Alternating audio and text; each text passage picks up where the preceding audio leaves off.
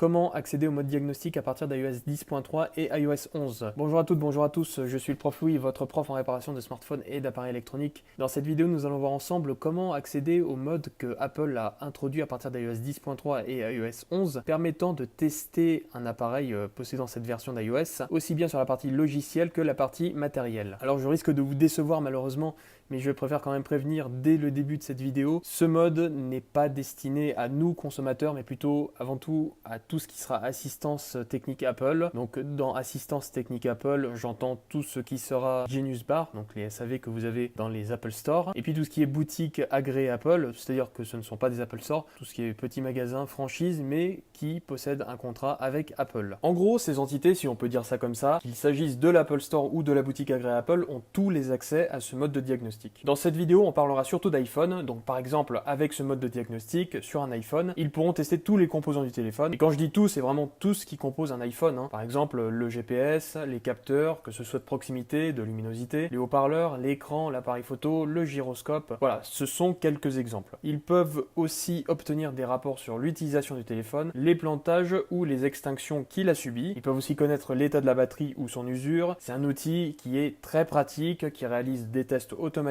et rapidement pour diagnostiquer un problème sans forcément avoir à tester les fonctions une par une dans les menus ou même faire une recherche de panne en démontant le téléphone. Alors je sais, là dans votre tête vous vous dites c'est génial ce truc, que vous soyez d'ailleurs un simple utilisateur pour tester vous-même votre iPhone, voir si tout fonctionne bien avant par exemple de le mettre en vente ou même de le donner à quelqu'un, ou même que vous soyez un professionnel non agréé Apple qui souhaite simplement vérifier que tout fonctionne bien après une réparation réalisée. Mais le problème c'est que Apple ne le voit pas comme ça et préfère réserver cette possibilité exclusivement à ses équipes techniques agréées et personne d'autre. Du coup, ce mode ne sera pas vraiment exploitable pour nous. Malgré toutes ces restrictions, on va quand même pouvoir tirer parti de ce mode diagnostic, on va pouvoir tirer quelques petits trucs intéressants, mais pour pouvoir vous expliquer correctement les choses, il faut qu'on rentre dans ce mode diagnostic et nous allons faire ça maintenant. Selon votre appareil, la méthode pour accéder à ce mode de diagnostic n'est pas la même. Concernant les iPhones, nous allons voir tout de suite la première méthode qui concerne les iPhones qui ont précédé l'iPhone 7, c'est-à-dire tout ce qui est iPhone 5C, iPhone 5S, 6, 6 Plus, 6S, etc. Et ensuite, nous verrons la seconde méthode qui, elle, concerne tous les iPhones sortis après l'iPhone 7. Dans les deux cas, vous allez avoir besoin d'un câble USB et d'une source d'alimentation sur laquelle ce câble sera branché. Ça peut être une batterie externe comme ici, un ordinateur ou simplement un chargeur secteur USB. Dans un premier temps, branchez votre câble USB à votre source d'alimentation. Il vous faudra au préalable brancher le câble USB au téléphone comme si vous le mettiez à charger.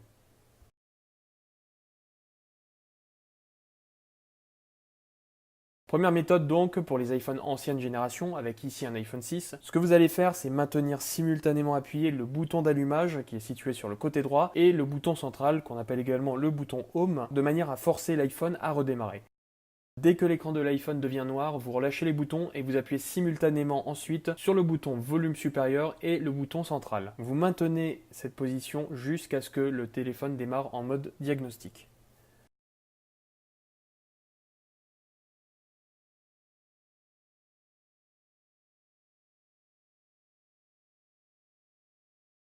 Seconde méthode, pour les iPhones à partir de l'iPhone 7 et qui est beaucoup plus facile, maintenez simultanément appuyés les boutons volume inférieur et le bouton d'allumage pour forcer l'iPhone à redémarrer. Dès que l'écran devient noir, relâchez tout et appuyez immédiatement et simultanément sur les deux boutons de volume jusqu'à ce que le téléphone démarre en mode diagnostic.